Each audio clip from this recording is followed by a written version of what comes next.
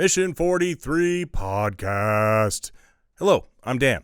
Today our guest is Beth Sumner, retired Air Force colonel, mother of three, an amazing professional who is now a leader at our ever-growing Boise Airport. Let's get after it. Welcome to the Mission43 Podcast, a podcast dedicated to discussing the struggles and triumphs of transitioning to life after the military. I'm Dan Nelson. I'm a former Army Special Forces officer who's personally experienced the challenges of transitioning to civilian life. In every episode, we'll be sharing tips, strategies, and real-life stories of veterans and their families who've chosen Idaho for their life after the military. So join us, and let's start the conversation. All right, Beth Sumner, thanks for being here. Yeah, thank you for having me. I appreciate it. I've been really looking forward to this. I mean, meeting you during phase 1 of cohort 4 of the Leaders Fellowship is what you were in. That's right. Not our best cohort, but it was okay. It was pretty good. I'm just kidding. It was fantastic. But I remember sitting across the table from you, and I was talking, being myself. I've been accused of being loud and obnoxious and those things. And I remember you sitting there quietly with wide eyes looking at me, and I was wondering, I wonder if she's going to stay. Do you remember really?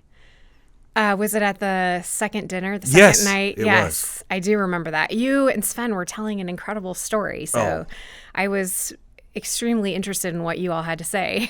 Well, I don't know about that. It looked like a look of horror, but either way, I'm used to that quite a bit. But again, thank you for taking the time to be here on this podcast, and I'm really excited to hear some of your story. So you are an Air Force veteran.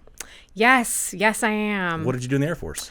Well, I started as an intelligence officer, and then when I left the active duty, I did intelligence for about 10 more years after I left active duty, kind of as a traditional guardsman, bounced around. My husband was active duty, so followed him around the country. We went up to Alaska, joined the Alaska Air National Guard. We went to Florida. I joined the Florida Air National Guard. Slight change, yeah. Had a few other, fun events, like having kids and stuff in the middle of all that. But then we came back to Idaho. He was ready to retire, and this is where we wanted to raise our children. And I joined the Idaho Air National Guard again. And then at that point, there was a position open to be the director of staff, which is basically an exec officer for the wing commander. And so I applied for that and got it. And that was really kind of my first step outside of the intelligence community. And then after that, I knew I wanted to go into command, and just a few squadrons were open. One was our force support, which is basically personnel, and then civil engineering. And I applied for the civil engineering. I don't have a civil engineer degree. I have a mechanical engineering degree. But in the Air Force, that's an acceptable degree to rate to be able to be a CE officer. So I got selected for that position, took command in 2015, did that for 3 years. It was hands down, one of the best experiences I've had in my life as a leader. Did that, had a year off as a deputy, which was good. I needed some time to kind of reset and not have as many personnel issues to deal with. And then took command of the mission support group, which is kind of like running a little city. I had a fire department, basically a police department, IT, HR, logistics, so about 350 people. And did that and really enjoyed that, but that was a tough time. COVID happened during that command time. Yeah, so a lot Slight of challenge. Yeah, just kind of trying to meet people where they were with that, and also be their commander and hold them accountable and have standards. And so that really stretched me as a leader. And then decided it was time to kind of hang it all up and kind of move on with the next phase of my life. So I just retired at the end of October in 2023. So recently retired, and you retired as a 06? I did, yeah, colonel. Is that something that you anticipated when you started this military journey? Good question. So I'm an Air Force Academy graduate. Please don't hold that against me. I do, but that's okay. And I think when I was a cadet at the academy, I thought I was going to make a huge career out of this. Yeah. I was going to stay in active duty. You did make quite a career out of it. I did, but it didn't go the way I thought it was going to go. Okay. So I thought I was going to stay in. I kind of struggled when I was there about what career path to choose. I'd wanted to be a pilot, but I didn't have the vision, and they weren't really looking for pilots when I was graduating. So there weren't a ton of waivers. So that's why I went into intelligence, because I thought, okay, if I can't be a pilot in the Air Force, like my next closest to the fight would be intelligence. And then, life takes you on a circuitous path. I went to Korea, did that for a year. It was awesome. Loved it so much. I went to the U.S. Air Force Weapons School, became a weapons officer. Well, that's no joke of a school. It is no joke of a school. And that was where I was still like really on board. Like, I'm making this my life. And then I got stationed here at Mountain Home Air Force Base, and I met my husband. That's where things change a little bit. He was a fighter pilot. And I didn't want to be the intel officer that was responsible for getting him an assignment where he wasn't flying a fighter. So we kind of got to this crossroads of whose career was going to take priority. And at that point, I loved what I was doing. But when I looked at what was going to be next for me, it was going to be like higher headquarters. And I really liked staying at the tactical level. So the choice became obvious, for him to stay in, for me to find the guard.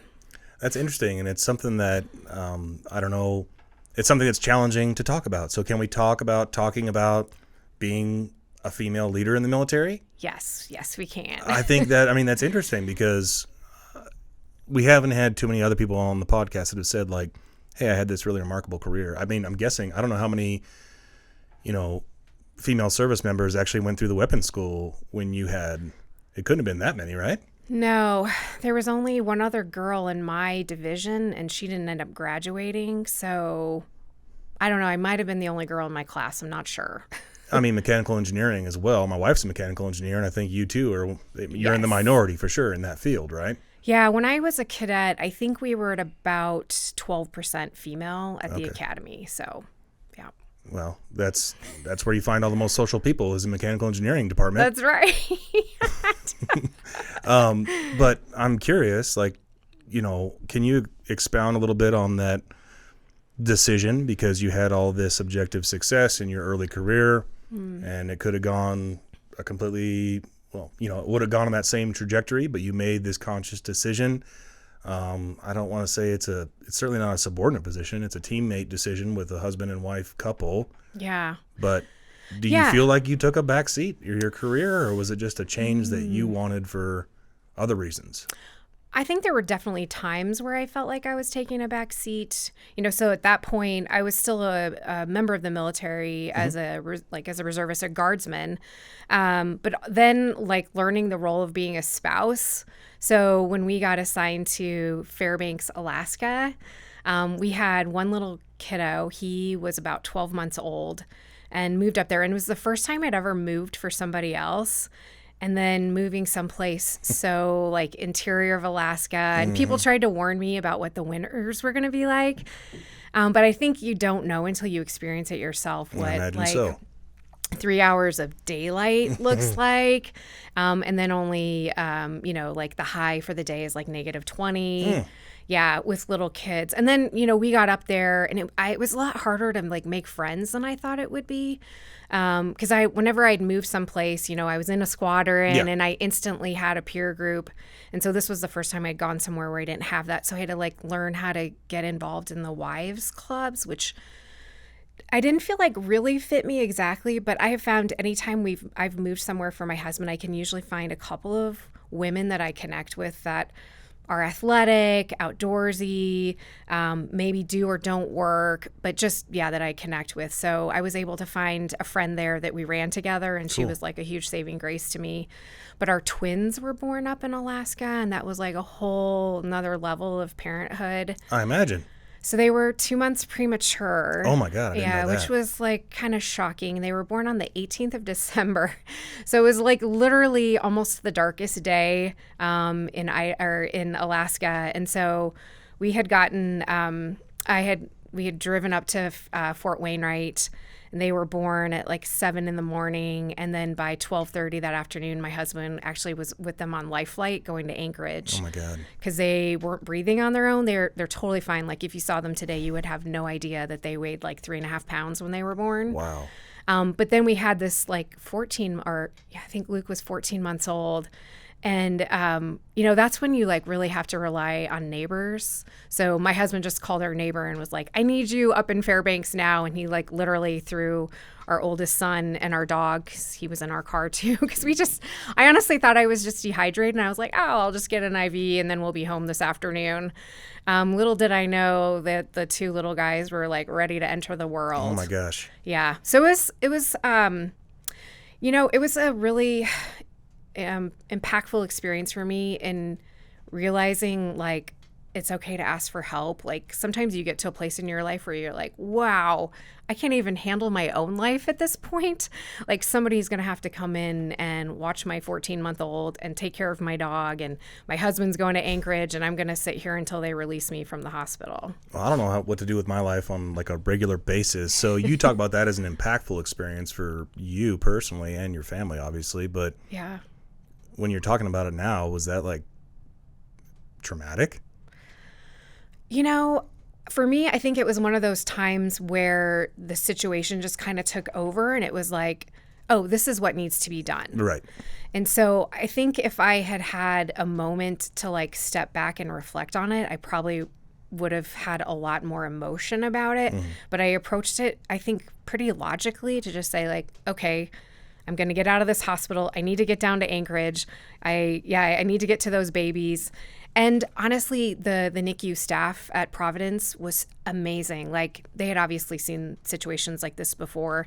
And so they were really good at coaching us about what it like, this isn't the way you wanted it to go, but there's a really important role that you can still fill in this person's life while you're navigating what it's like to have babies in an ICU. So now you're a military leader. You're what, like an 03, 04 at this point? I was an 04, yes. So you're a major in the Air Force at this point, and now you're a mother of 3. Yes. 2 of which are twins that were born 2 months premature. Yes. Your newly military spouse. Have you started your civilian career at that point as well? Yes, I had, but the company that I was working for let me work remotely. So this was, before it was really a big thing. So right, I had that's rare, right? It was. So I had like an office in our basement. And then I would take my oldest son just to the child development center on base. So we kind of had this nice little life that was just very kind of contained until the twins came along. And then at that point, the doctors in the ICU just said, hey, if it's possible in your family situation, if one of you can stay home with them, it would be best for the first year. And so at that point, I knew like I was the one that needed to do that, because my husband I think he had just gotten promoted to lieutenant colonel, and he still had a commitment, with the Air Force. So it wasn't like he could just say like, I need to take a 1-year sabbatical. I don't know. Maybe they do things like that now, but they weren't doing that back in 2008. Yeah. I don't know if they are now. I don't think they are either. Yeah. But. So it became like, this is what my family needs for us to be successful. And I mean, if you were inside our 4 walls, it was not pretty all the time. I felt like I really started to lose my identity. I had been this Air Force officer. Then I had kind of figured out, okay, like I'm a working mom. And suddenly I felt like I was, and I hate this word, but I was just a mom. And it's like, this is not how I saw my life going. At this age, I thought I would be, doing all the things. That's the thing. It seems like every woman has to qualify from the outsiders, from the privileged white male, middle-aged white male perspective. Everyone has to qualify like, I am just a mom, or I'm a stay-at-home mom, or I am a working mom. Yeah. And I'm curious, like that. I mean, you're touching on it. It's like, not everyone is meant to do the same thing. Not everyone wants to do the same thing. Not everyone's comfortable in the same space, male or female. Mm-hmm. So how did you find your way through that period of discomfort? Well, some of it was calling my mom on a pretty regular basis. So I'm lucky to have a great support network where I could just, basically tell her, like, I've lost myself. This isn't what I want. Some of it was making contact with, honestly, the spouses group at Eielson Air Force Base. And finding really what I needed was connection, because what happened was I was basically holed up in my house with 3 people under the age of 2. Right. And who I felt like all I was doing was like diaper and laundries and dishes. And those are things that are not really rewarding, because as soon as you do them, they repeat themselves. Like there's no way like to get any satisfaction out of that. That's a recipe for insanity for anybody. Yes, exactly. Yeah. And so I think finding other women that maybe initially I didn't realize, like there were a lot of women there who had, I think, fairly successful careers that made similar decisions. That like, my husband got an assignment to Alaska, so I had a good friend that was a speech pathologist, and it's like, you know what, this is the time that I'm taking. And honestly, I think a little bit of distance helps a lot. Like in the moment, it just feels so intense and like it's never going to change. But now looking back, I think about it. I wished I would have thought about it more fondly, because it's like such a privilege, really, to be able to spend that time with your kids, watching them grow, documenting it. Like I did take a ton of photos, a ton of videos. So now I have that to go back and look at. But I think it ended up just really trying to get connected with people and realizing like, okay, I'm not alone. And then eventually my husband got another assignment. We moved to Florida. We moved closer to his family. And I think at the 1-year point, I was just like, this isn't working for me. I need a change. And so I went back to work part-time. And our kids went back to the child care development center, and they got sick a lot. That's just kind of the process. You said something like totally very mom-esque to me, where it's like no matter how great of a job you did in leading your family, you're always guilty about like whatever. I could have done more. I could have appreciated it more, Yes. Yeah. But the fact is that everyone's happy and healthy. You're still a family. Still a family. Yes. And you now have quite a remarkable career. Yeah. Thank you. No, I mean, it really is. So, I mean, at what point, and I didn't ask you while you were working remote, but were you in the engineering field? Or? I was. Yeah, I was a project engineer for Motive Power, which is a local company. But at that point, they had kind of transitioned me over to not managing projects so much, but we were sending a lot of work kind of outside to consultants. And so I was managing the work that was going to and from them. And then the move to Florida, starting part-time civilian work, but you're also part-time guard or reserve as well? Yeah, so I joined the Florida Air National Guard, and the unit that I was a part of was actually at Tyndall Air Force Base, which conveniently was like an hour and 45 minutes away. So there was another mom. Our husbands were squadron commanders together. And so we would commute down there for drill weekends, and it was awesome. I mean, we would just like go out to dinner together and then do a very typical mom thing. Honestly, we would just go to Target and walk around and be like, look, we have no children. We can look at things like in peace and quiet. I'm free. And a lot of times, we're getting things for our children, but it was just nice to like just be 2 adults. And not be screamed at. Exactly. Yeah. Well, so at what point does Idaho come into the picture for your family?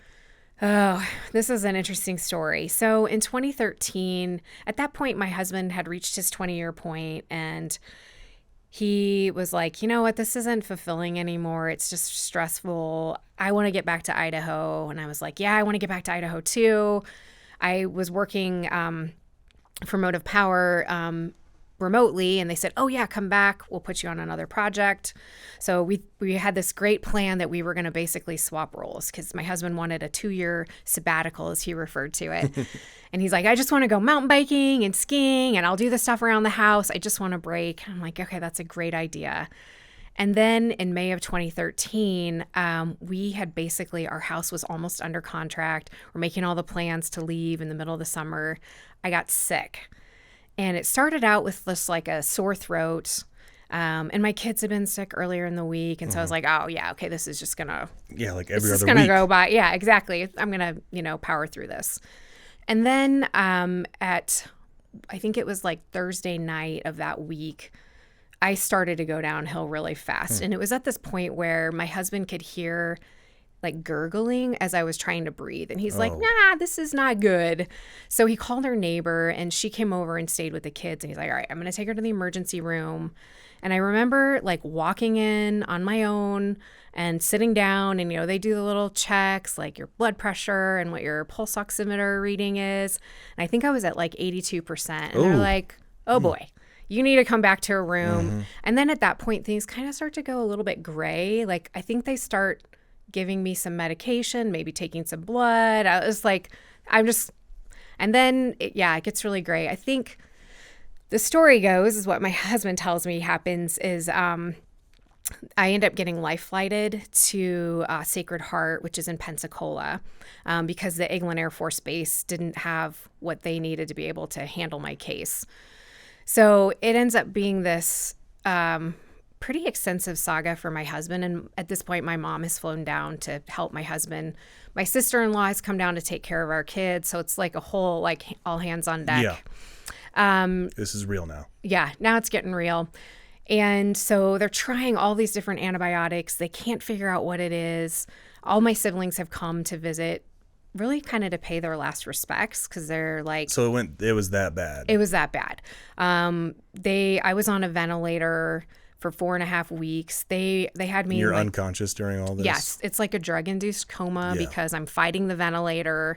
Got a really cool scar. Wow. Yeah. And they just trying all these different antibiotics and they can't figure out what's wrong. And finally they try some kind of GI antibiotic and it ends up like I start to make some improvements. But prior to that, they're debating. They're like, we really need more information. We want to take her downstairs to get a full body scan, but we're afraid she's not going to survive the trip down in the elevator. God. And so they're like looking at my husband to make the decision, like, what do you want to do? Like we need more information. And it's kind of like, well, we're just going to wait, give it more time. My mom and my husband tell me one day they showed up because I was in the ICU for most of this. And so there's like visiting hours.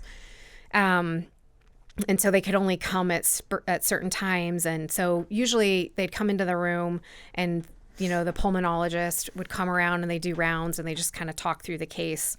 And they said they showed up one day and they were like, we need to talk in this other room. Oh. And they're like, hold up. No, we always talk in Beth's room. Why are we going to this other room? And so it was like kind of the talk like, we're losing her. We don't really know what else to do here. So we think you should start making plans. And so at that point, my husband started planning my funeral. I mean, he's kind of like, I'm not sure what else to do here. And like I said, then they tried this GI antibiotic and they started to see some things turn around. And then I start kind of coming to at about the 4.5 week point. 4.5 weeks? Yeah. Like okay. It's kind of like I don't have a ton of memories except for like really weird sort of like might have been dreams, might have been real. It gets very confusing. Where people are coming in. I think they were taking x-rays of my chest. I think this was happening pretty much every morning at like 4:30 in the morning. And so I guess long story short, turns out I had acute respiratory distress syndrome, which is basically kind of an immune response where your lungs are no longer oxygenating your blood, but it's because they think there's something weird in your system. It's like, whoa, like what's going on here? And so, on a ventilator, I had like I lost, like the ability really to walk because I was in bed for like 6.5 weeks. So like getting up and moving, I lost 30 pounds. Just balance, like just all those crazy things. So I had to really go back and like go through a lot of occupational therapy, physical therapy to like regain my strength. So just like one of those crazy things, and then tons of follow-ups with the pulmonologist afterwards. And so this is not even 10 years ago. This is 2013? This is 2013. I guess it is 10 years ago. Yeah. Okay, I but just had my 10-year anniversary. 10-year anniversary from like a near-death experience. Death. Yeah. And how did your family deal with that? Like I know your husband is now making these decisions, but you've recovered.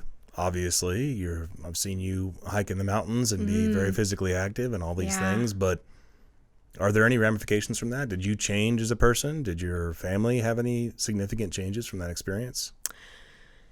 Yes and no. I mean, I think for me, it was, being the one like living and feeling the experience in my body is one thing, but there's things that you can do and you can control. You're like, okay, I'm the one making sure that I'm doing the physical therapy and I'm getting myself better. I think my husband, honestly, I can't imagine how hard that would have been to like watch my spouse go through all of that. He is so solid and so strong. Like for him, he's like really pragmatic, I think too, where he's like, you know what? You didn't die. we're moving on. You're good. And You're I'm alive not, now. Yeah, exactly. I'm not going to worry about this versus I'm more the worrier in our family. So I would say, I mean, the first 6 months after I got home was hard. It was like, anytime I get a sore throat, I just start freaking out. Yeah. And I'd go to the doctor and she's just like, at one point, I think probably the third time in that we had done a throat culture and she's like, you don't have strep throat, you're okay. She kind of slipped me this card and was like, I think you should see a counselor. And I was like, I know you're doing this because you care about me. So I did. I mean, a lot of people go to counseling for a lot less than a near-death experience. I'm just saying. Yeah. Oh, right. So yeah, I don't think totally that's true. unheard of. No. And in fact, I mean, that was one thing the pulmonologist had told me. He's like, look, being in an ICU is a very shocking and traumatic experience. Yeah. Most people need to talk to somebody afterwards because it's like this complete loss of control. Yeah. Like you can't get up when you want to. People are feeding you. Like you just have no control. And then being in a drug-induced coma, like even further so. Yes, exactly. So after that experience and your recovery, which I imagine lasted a year, or how long are we talking? Yeah, I mean, I think the real like meat part of it was probably a year. I mean, I can still feel it like if I go upstairs because I have about 75% lung capacity. So like I can still feel it when I do things. But I've just decided that's like my new normal. Yeah. So I'm like, yeah, okay. It's going to, the first couple of mountain bike rides out, first couple of hikes, I'm just going to have to feel that way and get over it. I was going to say your lung capacity is still probably like 200% more than mine just from watching you mountain bike and run around and stuff. It's kind of I don't know. It's definitely, I mean, there's other benefits to that too. It's just like the whole wellness aspect of it, like mental health. Yeah. Did it change your perspective on things at all? Like, yeah. Because your kids are still really young at this point. They were really young. It definitely brought the value of family and friendships and relationships like into much better perspective. And I think it helped inform decisions that I made later about when to leave the military. I think it helped bring me more confidence in some of those decisions because that was like a huge roller coaster making the decision about like when is it time to be done with the military. Well, how did you get there? Because in 2013 you almost died. You came back from that. You still have residual effects. You have 3 young children now. Yes. And a husband who's just retiring at that point. Yes. Okay, so piece of cake. Everything is smooth sailing, right, for any family? No. Yeah. And then you come to Idaho and you take 2 commands, right? Yes. And you're 05, 06 at this point. What made you even think about retirement at that point? I think part of it was watching other people who stay in for a really long time and just see the quality of life post-military really diminish. And so I loved serving. It's, one of the most meaningful, valuable things that I think I have ever done and will ever do. But also recognizing like when it's time to hang it up and maybe save a little for yourself and for what's after the military, because I think that's the joy in life, like getting to be free. Like now, when we want to go skiing, we don't have to plan around drill weekends. Yeah. Like I didn't realize how liberating that would be, but it's been really awesome. Does it feel at all like you lost something? Like, I mean, someone that makes it to your level, at that level being, I can't think of the Air Force equivalent, Army equivalent would be brigade command, essentially. Group commander. Yeah, group commander. Mm-hmm. That comes with a lot of responsibility and a lot of, reputation and some perks even, you know what I mean? Like, is it, Do you feel like just becoming a civilian, do you feel like all that just is gone? You know what? I think it ended up like I have 4 very good friends from college that I still stay in touch with. And we all made it to 06, which was super fun. But we were having a conversation last April about it. I was really starting to debate it at that point. And one of my friends asked me, and it was a very direct question, and it's like, kind of like, where's your ego at in this? And I was like, oh, yeah. That's kind of what I'm asking. Yeah. So it had to be this thing where I really needed to let go of my ego, because it was my ego that was wanting me to stay in and continue and see what more I could do. You could make that general officer. Right. Yeah. But then as I thought about what I wanted my life to look like, into my 50s, it's like, oh no, I want to be free. I want to like go take trips, and my kids are going to be in college, and I want to be able to go visit them. And not that you can't still do that, but just having the freedom. And, in true like Beth fashion, as soon as I made the decision to retire, I immediately signed up for a yoga certification class. Nice. To become a certified yoga instructor. And so I think that was the other thing too, is maybe finding there's so many other places where you can continue to serve and give. They don't have to be in the military. So it was definitely a roller coaster. I had weeks where I'm like, oh yeah, it's time to go. I'm done. And then I'd be like, no, I'd have a drill week and I'm like, oh, that was awesome. I had such great conversations with people, and I like where we're going and what's coming next. But I think as it started to kind of settle out a little bit, it was like, there's so many great people that can take the reins now. I don't have to stay. I don't have to feel like I have to stay here. That's impressive. And it's also one of those things that, I don't know, it's almost like so unselfish in the act of leading at times, that it becomes selfish because it's hard to give up, at least for someone like me, because that responsibility is both a sacrifice and a gift. Mm-hmm. You know what I mean? In a way, and I mean, I have 2 young kids. I don't want to compare it to parenting exactly, but it kind of feels somewhat like that, I think. I'm wondering, what did you do in preparation? Like when you made that decision, whether or not you dropped your packet or not, like, did you do anything in particular to say, like, this is how I'm going to transition successfully to full civilian life? Yes. So I had been a full-time employee of the Idaho Air National Guard. And then about 2 years ago, I knew I needed a change. And I think a lot of it, honestly, had been COVID. It was just very intense. A lot of strong opinions. Yeah, one side or the other. Everyone's against each other. Exactly. And I just was like, I was really internalizing a lot of it. So I think for myself, I knew I needed to make a change. And our boys were just becoming teenagers, which is like a whole nother level of parenthood. I don't know. Yeah, it's just, it just needs a different level of skills and patience. And tasers. Yeah, Okay, I don't have tasers. That's what I'm missing. Exactly. But they weren't getting the best of me, And so I felt like I was getting at a place in the organization where I was maybe having to choose between my kids getting the best of me and the organization getting the best of me. And I knew, looking back on my life, the decision I wanted to make. And so I started by becoming a traditional officer again. And so I got hired. I think I emailed you and said, I saw that there's a LinkedIn class, because I didn't really know anything about LinkedIn. And you're like, it's full, but we can fit you in. And so I really appreciate that. So I came to that LinkedIn class. That was very eye-opening. And I think it kind of opened the door and also made moving accessible. I was like, I can do this. Like, I don't have to stay where I'm at and just try to make this work and feel this constant tension between, being there for my kids and my family and then trying to give 100% to this organization.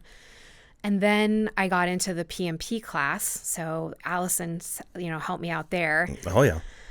And that opened up a lot of doors. And I think it not only, I don't know that it necessarily secured my job at HP, but what I think it did for me was gave me the confidence to be able to apply for a position and then talk about my military experience in a way that translated to civilians.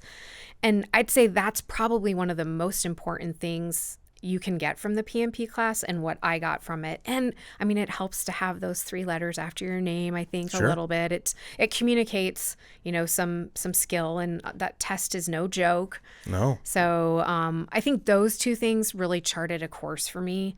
Then I got hired at HP. So that was a nice balance, because the job I was doing at HP, I was an individual contributor. So, going from being a commander of 350 to like now I'm just in charge of myself. Oh, wow.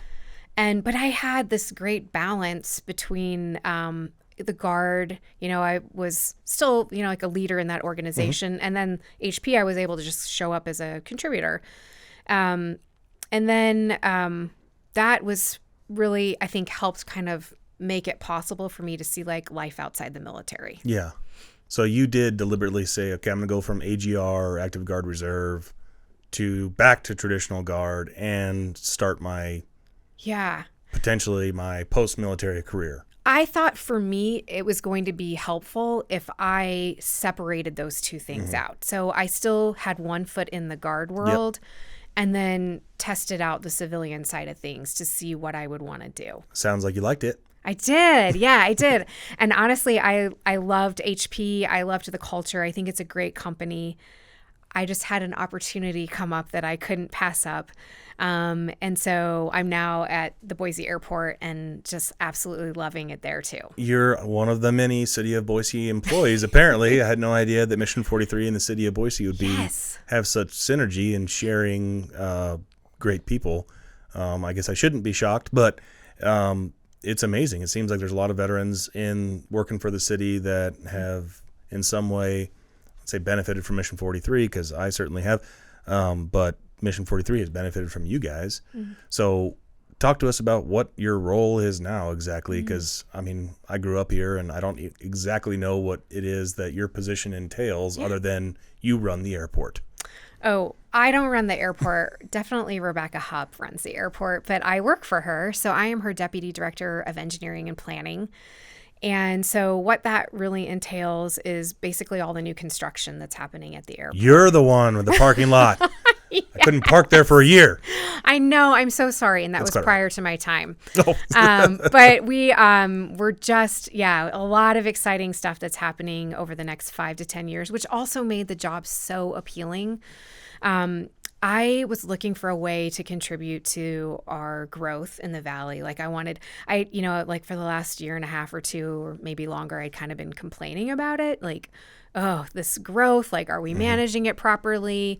And it's like, well, put your money where your mouth is. If like an opportunity is coming up, you should apply for it and see if you can be part of the solving the problem instead of just complaining about it. So before you get hate mail, when you say you wanted to contribute to Boise's growth, you mean you wanted to manage? Yeah, like how we're growing. How the infrastructure, because exactly. It's happening whether we want it to or not. So I think at some point you have to embrace it and then figure out how we can do it smartly. It's funny you say that, because I've heard people that are in lawmaking positions in this state that at one point in referencing the Treasure Valley have said, if you don't build it, they won't come.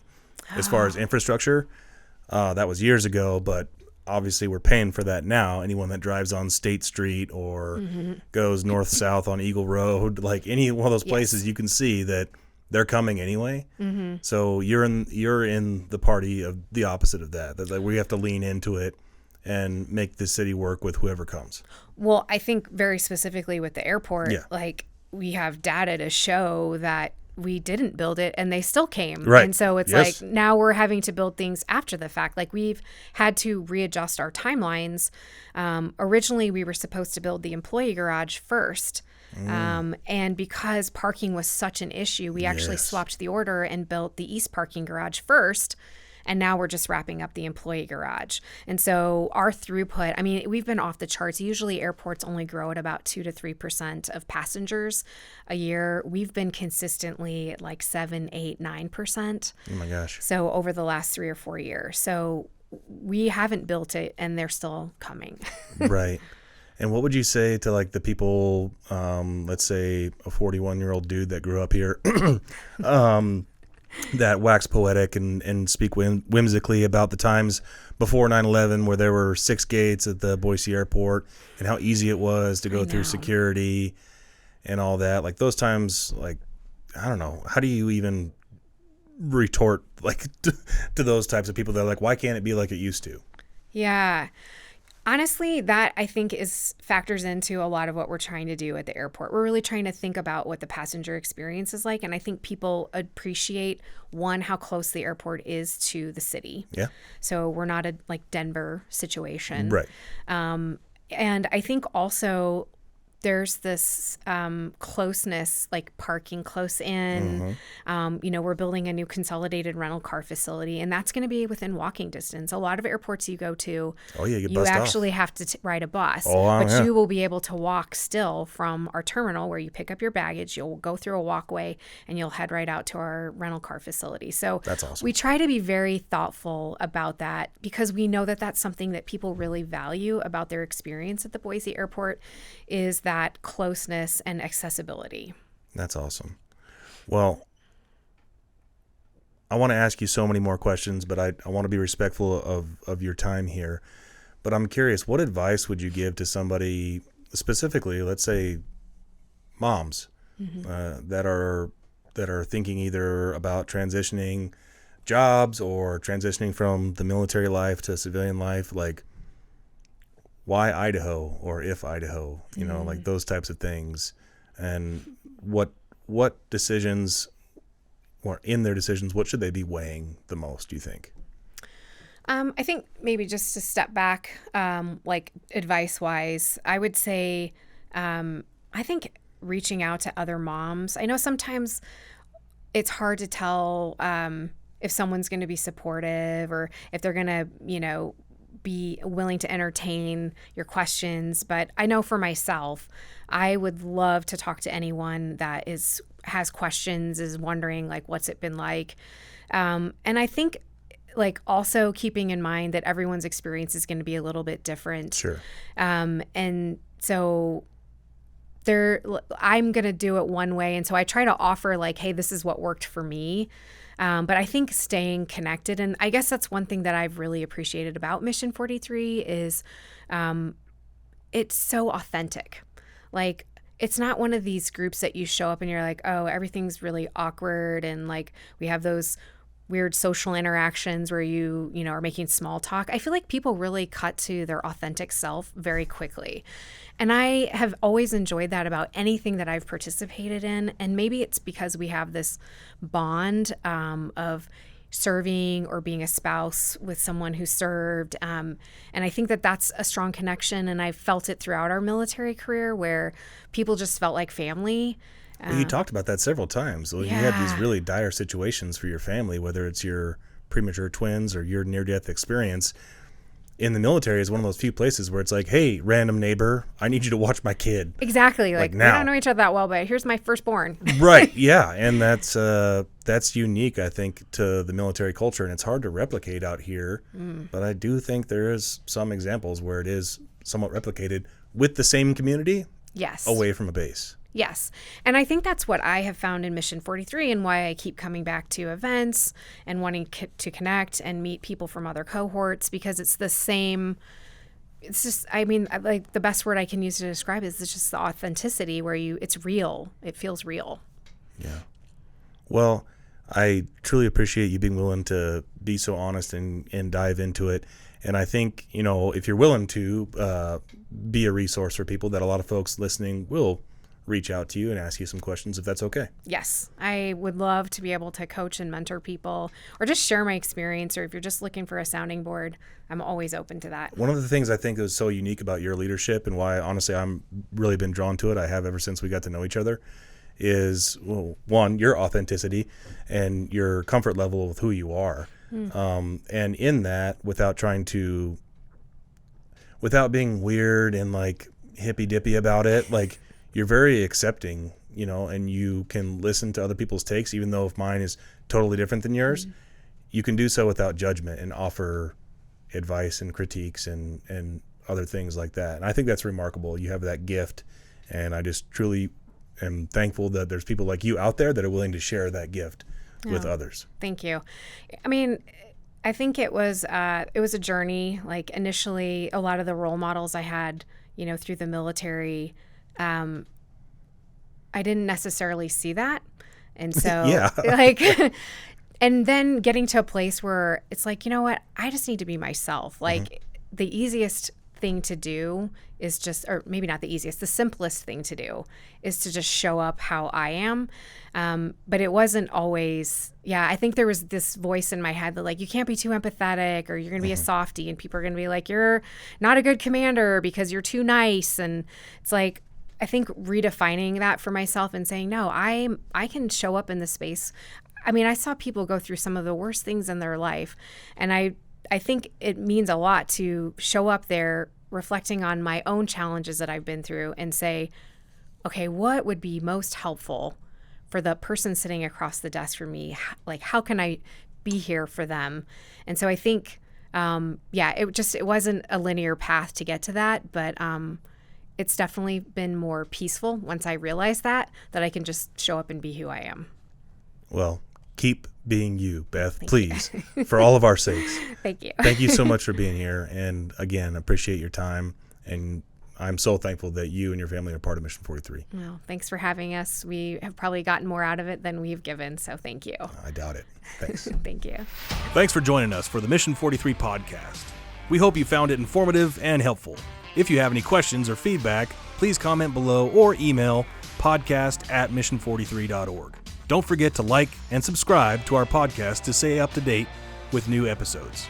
Be proud of your service, not defined by it. See you next time.